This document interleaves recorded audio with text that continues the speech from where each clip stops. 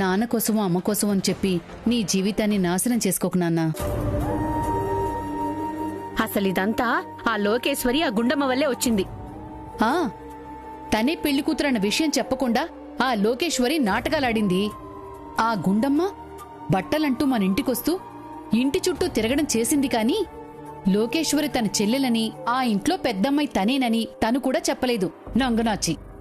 అమ్మా, ఎవరినైనా ఎన్నైనా అనుకోండి, కానీ గుండమ్మని మాత్రం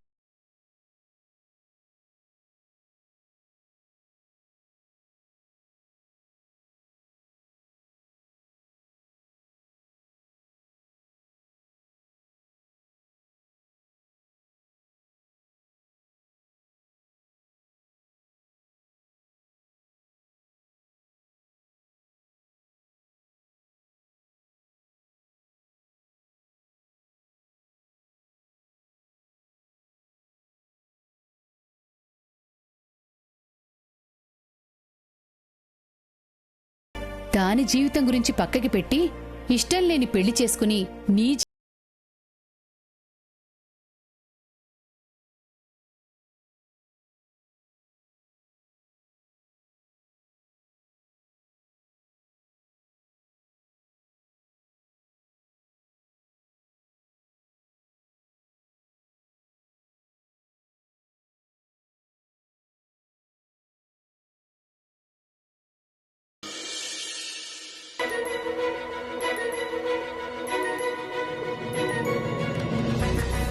ఏమండి ఏమండి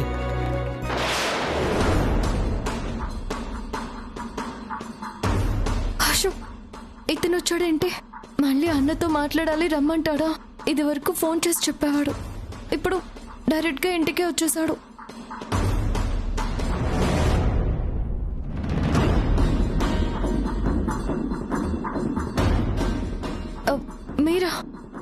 మీరిలా వచ్చారేంటి? యాక్చువల్గా మీ పని మీదే వచ్చానండి, కానీ అసలు పని ఇంకొకటి ఉంది. అసలు పని ఏంటది? మీ పిన్ని గారితో ఒక విషయం మాట్లాడాలి. నేను ఆఫీస్కి వెళ్తున్నానన్న విషయం పిన్నితో చెప్పేస్తాడా ఏంటి?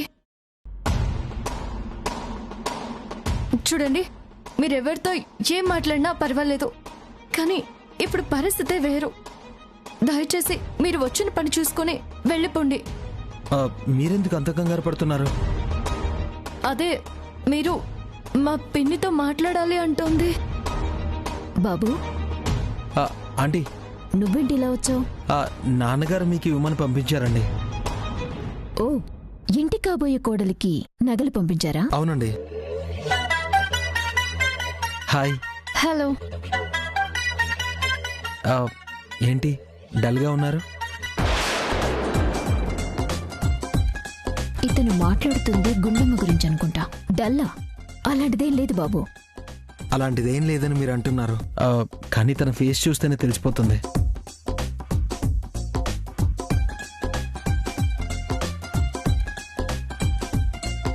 చూడండి, మా అన్న ఇలా ప్రతి విషయాన్ని మనసులో పెట్టుకుని బాధపడుతూ కూర్చోవడం నాకు ఇష్టం ఉండదు. కాబట్టి స్ట్రైట్గా పాయింట్కి వస్తాను. ఏంటది?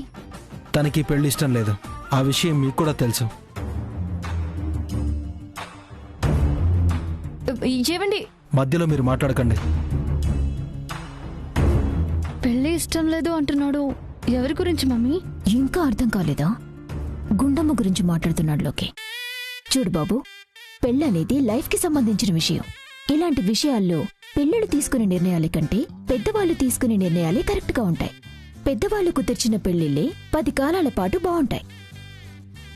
మీ పెద్దోళ్ళందరూ ఇలాగే ఉంటారండి. అక్కడ మా నాన్న కూడా అంతే. ఏ విషయంలో అయినా తన మాటే ఫైనల్ అంటారు. మీ పెద్దలందరూ మీకు నచ్చితే సరే అంటారు, కానీ లైఫ్ లాంగ్ కాపురాలు చేసేది మేం కదా. ఏంటి? ఐ మీన్ పిల్లలు కదా. కరెక్టే, కానీ మీ నాన్నగారు నాకంత టైం ఇవ్వలేదు కదా. ఆయన గట్టిగా పట్టుపట్టడం వల్లే నేను కాదలేకపోయాను. మా నాన్న ఎవరండి? తనకి పెళ్లి ఇష్టం లేదని తెలిసినప్పుడు మీరైనా ఆలోచించాలి కదా. ఇష్టం లేకపోవడం ఏంటి? తనకిష్టమే, నేను చెప్తున్నాను కదా. అవునండి, నేను చెప్పేది కూడా అదే. మా నాన్న కూడా అంతే. ఎదుటి వాళ్ళు ఎంత చెప్పినా వినిపించుకోరు. ఇక్కడ మీరు కూడా అలాగే మాట్లాడుతున్నారు. అసలు మీరు ఎవరి గురించి మాట్లాడుతున్నారు? ఆపండి. నేను ఎవరి గురించి మాట్లాడుతున్నానో మీకు తెలీదా?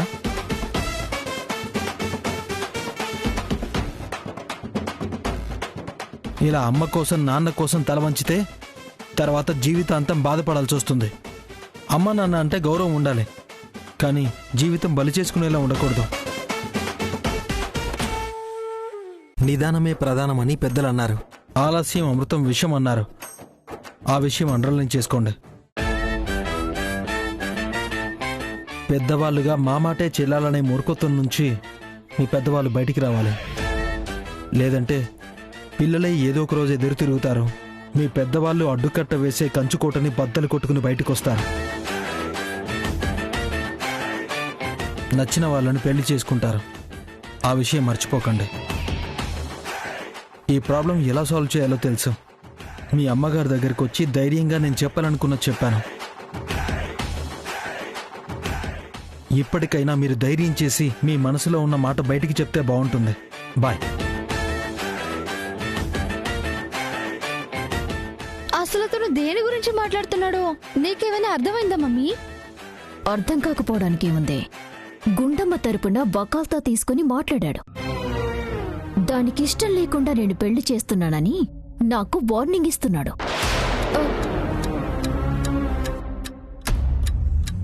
ఏ గుండమ్మ, మమ్మీ చూసిన సంబంధం ఇష్టం లేకపోతే మమ్మీతో చెప్పాలి కానీ అతనితో చెప్పడం ఏంటి?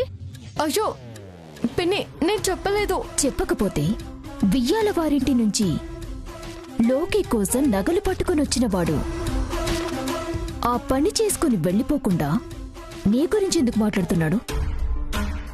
తను మాట్లాడుతుంది నా గురించి కాదనిపిస్తుంది. తను ఎప్పుడు మాట్లాడినా లోకేశ్వరి గురించే మాట్లాడతాడు పిన్ని. నా గురించి ఎందుకు మాట్లాడతాడు? నాకు ఈ పెళ్లి ఇష్టమే కదా. చూడు, నేను చూసిన సంబంధం ఇష్టమేనా అని నేను నిన్ను అడిగాను. నీ ఇష్టమే నా ఇష్టమని చెప్పావు. ఇప్పుడు మళ్ళీ పిచ్చి పిచ్చి వేషాలు వేసి వాళ్లతోనూ వీళ్లతోనూ నాకు చెప్పించాలని చూస్తే కాళ్ళు చేతులు విరగొట్టి మరీ పెళ్లిపీటల మీద కూర్చోబెడతాను. లోకేశ్వరికి కాబోయే అత్తగారు వాళ్ళు కదా అని వాళ్లతో చెప్పిస్తే నేను తలాడిస్తానని లెక్కలు వేస్తున్నావేమో. పిన్ని, నిజంగా నాకే విషయంలోనూ వాళ్ళతో సంబంధం. నర్మై, నోరెత్తావంటే పళ్ళు రాలిపోతాయి. పో లోపలికి.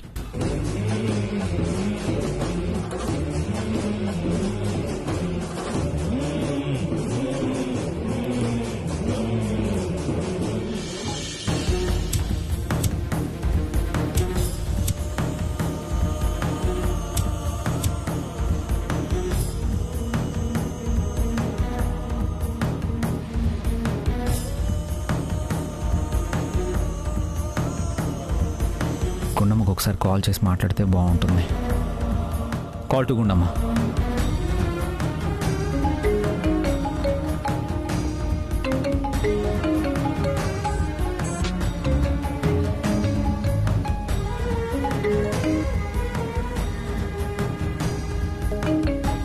ఏనెందుకు చేస్తున్నారు?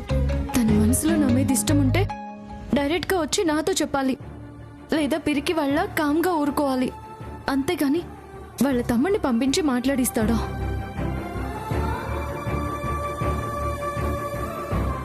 హలో హలో గుండమ్మ, చెప్పండి, ఎందుకు ఫోన్ చేశారు? నీతో ఒక విషయం చెప్పాలి. ఇంకేం చెప్పాలి? చెప్పాల్సిందంతా మీ తమ్ముడు వచ్చి చెప్పాడు కదా. తమ్ముడా? వాడేం చెప్పాడు? నాకు పెళ్లి ఇష్టం లేదని నేనెప్పుడైనా మీతో చెప్పానా? లేదే. మరి నాకు ఈ పెళ్లి ఇష్టం లేదని మా పిన్నితో మాట్లాడడానికి మీ తమ్ముడు ఎవరండి? గుండమ్మ, మా తమ్ముడు ఎందుకు అలా మాట్లాడాడో నాకేం తెలీదు. అంటే మీ తమ్ముడు మా ఇంటికి రావడం మీకు తెలీదా? తెలుసు. మరి ఇంకేంటి? అది కాదు గుండమ్మ, నేను చెప్పేది ఒకసారి విను. చూడండి, మీరు చెప్పాలనుకున్నది, నేను వినాలనుకున్నది ఇంకేమీ లేదండి. ఆ టైం అయిపోయింది. ఇప్పుడు నాకు పెళ్లి కుదిరింది.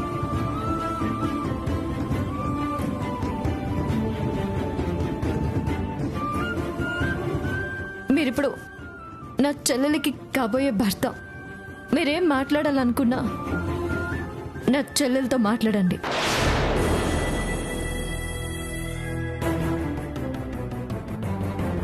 ఇంకెప్పుడు ఏ విషయం గురించి నాతో మాట్లాడాలని ప్రయత్నం చేయకండి. దయచేసి ఇక మీదట నాకు ఫోన్ చేయకండి. బాయ్. గుండమ్మ గుండమ్మ కవి ఎవరో ఈ కథకి, ఎవరెవరో పాత్రలకి తెలియదుగా ఇప్పటికీ, పొడుపు కదే అప్పటికీ. మనమంటూ అనుకున్నా ఒంటరిగానే మిగిలున్నా